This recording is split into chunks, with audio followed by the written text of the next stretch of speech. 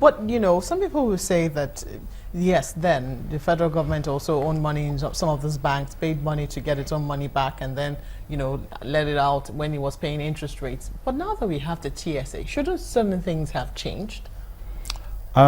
Maybe I should remind you that soon after the TSA, there was the concern more on the part of the media than the banks themselves that, the liquidity will be taken away from the hands of the banks. They won't, as if they were lending to anybody in the past, but you were all in saying, something is going to happen. The banks won't have money. But what did happen? At the end of the day, they said they took almost $1 trillion out because of TSA.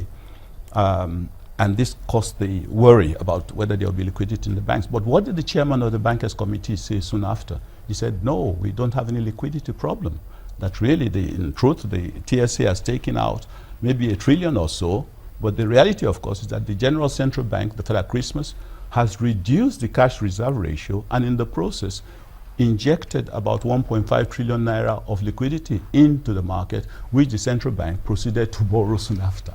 We're in trouble. So the question is, why aren't the banks lending to the real sector? Would you lend Mauke if you were a banker and you had a Father Christmas who brings money to you and lends it and comes and borrows it back, and you have to lend to the real sector with all the challenges they have, providing their own power? And why would you want, as a real sector practitioner, I wouldn't borrow at 20-something% in order to start a factory?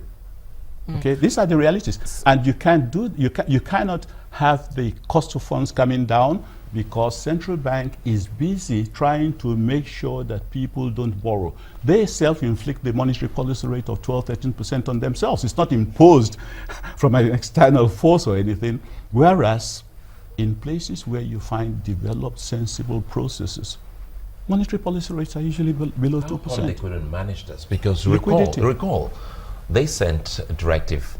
Now we're trying to break it down so that most Nigerians can understand. You recall that most people got their alert and messages from their banks that you cannot do dollar deposits or foreign deposits and things like that. Perhaps we now understood what it was then. They now said they had too much of them in their tranche.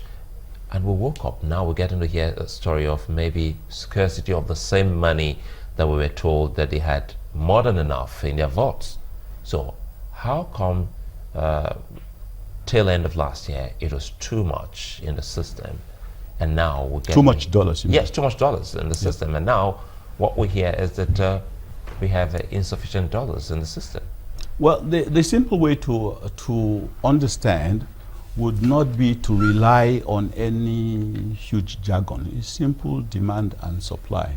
For example, before the elections last year, there was a huge collapse in the black market price of the dollar. It even went below the official market price. Okay, and again, demand and supply. Now we know why the $2.1 billion were being scattered all over the place, and of course the huge supply of naira coming to the dollars coming to the market totally swamped the naira dollar rate. So it's still basic. These things are basic common sense. You don't let people deceive you with jargons and things like that. The reality is that what we have is a problem with excess liquidity, because that is what drives the pillars of diversification. That is what drives the pillars of employment. That is what drives the pillars of industrialization and inclusive growth.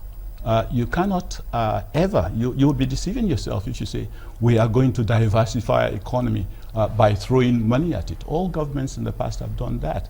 They have all made the promise of diversifying, and when they do that, what they do, they throw money, and the media announces that 300 billion has been allocated to agriculture and things like that.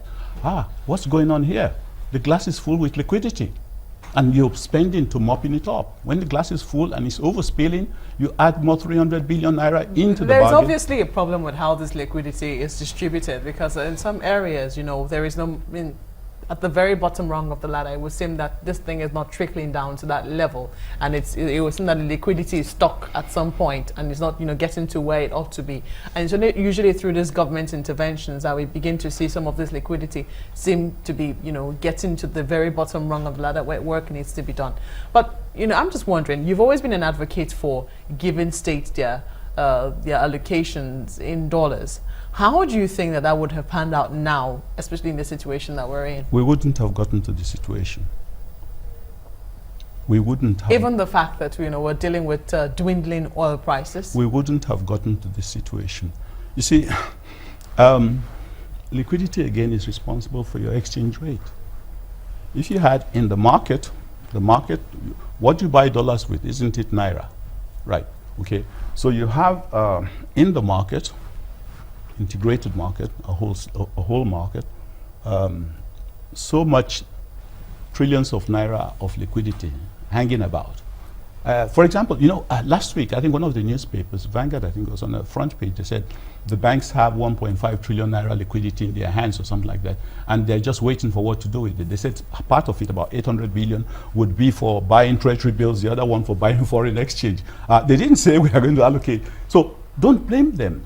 They are reacting to normal forces, except, of course, they are responsible for skewing the market. That I'm not saying, but it doesn't make sense that they would sustain this malady for so long, because when you now have this huge Naira liquidity against rations, you know what they call auctions. When you auction something, you are asking for the best price for whatever you are auctioning.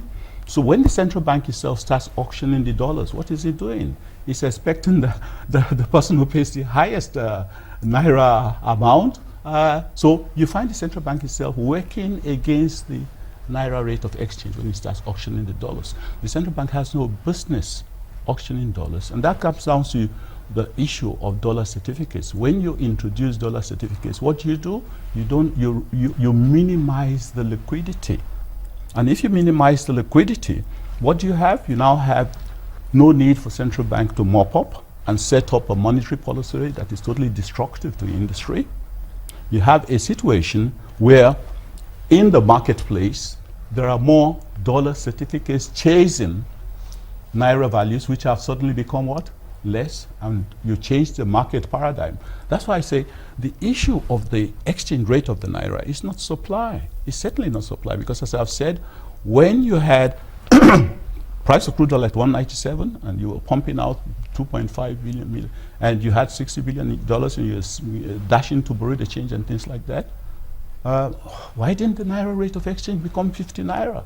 But with the problem of corruption, which you cannot overlook, and also with the fact that people are afraid that the economy could become dollarized, do you think that that would have worked? I'm surprised that you're not aware that the present system dollarizes the economy. I mean, if you have a situation where the central bank is auctioning the dollar against the Naira, who is dollarizing the economy? You think it should be in Naira? Shouldn't be. Not what I think. What is sensible?